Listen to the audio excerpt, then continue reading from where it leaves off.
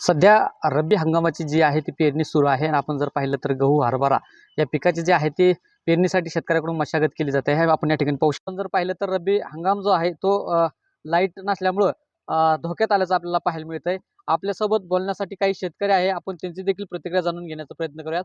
मला सांगा, गव्हाची लागवड वगैरे पेरणी झाली का? गव्हाची पेरणी चालू आहे सध्या, पण लईने आबा थोडी परेशानी. लईन समजा दिवसा पाहिजे, आता रात्री लईन आहे आणि रात्री मग ते वाघाचं त्याचं लय भेव आहे सध्या आता, आणि ती लईन टिकत नाही. लईन टिकायला पाहिजे. आणि आम्ही रोज शेतकऱ्यांचे प्रश्न सोडत असताना शेतकऱ्याच्या समस्या आमच्या समोर येतात की बाबा शेतात दिवसा लाईट मिळत नाही, रब्बीची पेरणी चालू आहे, कोणी गहू पेरलाय, कोणी हरभरा पेरलाय, कोणी कांद्याची लागवड चालू आहे.